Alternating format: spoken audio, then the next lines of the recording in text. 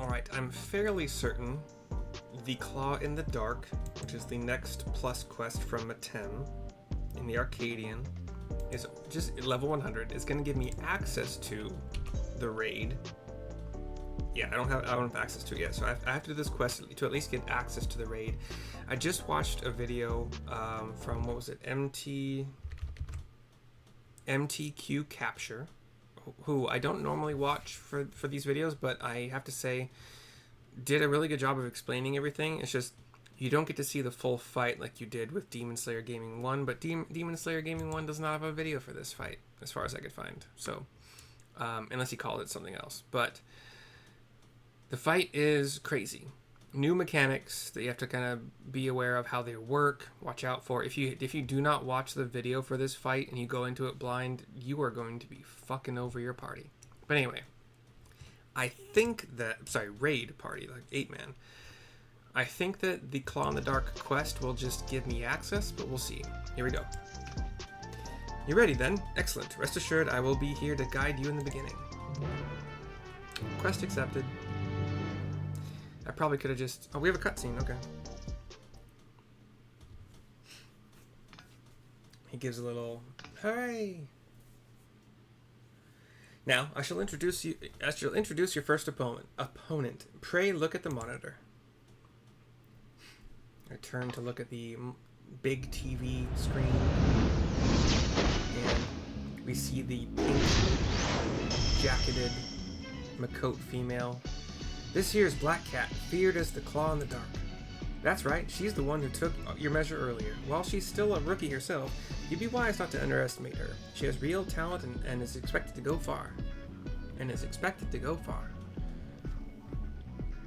Her feral soul is Kath Palug. Charlie A. Tom H. Space Paul A. L-U-G. A terrible feline said to have pushed a legendary hero to his limits. With its power, she becomes unimaginably nimble, and her very claws can rend steel. You'll need to keep your wits about you. Now, you should know that the ring is uniquely configured to complement the fighting style of your foes. This is in order to provide the audience with a spectacle. After all, we're first and foremost in the business of entertaining. On a similar note, I should mention that I'm also the commentator for matches. Leave it to me to squeeze every drop of excitement out of your fight. Now then, you'd best see to your preparations. May you emerge victorious in your debut. He gives a wave and he heads toward a set of doors, the 4 doors that open up, down, left, and right, like 4 quadrants, well, not 4 sections of a door. An AAC Light-heavyweight M1 is now accessible. Apparently it's just called M1, or Arcadian M1 in a lot of circles, so if you see anybody posting for that specifically. And yeah, so that is the Claw in the Dark quest part 1, and you have to do the fight, which is a raid, an 8-man raid, in order to progress. I will see you, and it's... Okay, you know what? Actually, hold on. I don't have the item level required for Juno, which is 695, but I do have 685, which is the item level required for AAC Light-heavyweight M1. That's on Red Mage. That's the only class I currently have the required... Yeah. And it's such a... Well... Red Mage is decently mobile. It's not necessarily a heavily mobile fight. You just have to understand how it works. Especially when it comes to like this. It's a 4x4 grid. It's like 4x4 squares. And they're basically glass. Like you're on a glass floor.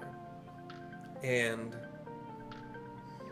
the boss will do some moves that if the move each time will hit one of the 16 squares, and it does like, let's just say 20. No, that's probably too much. Like let's say 16 hits, or not, whatever, 20. And these hits will happen in rapid succession, And you get in the beginning, when it's starting to power up this move, you get these indicators. The square turns red, and it turns red, like each square might turn red in a certain pattern. And your idea at that point is to figure out which square is only going to get hit once, and then move into that square after it gets hit the initial time.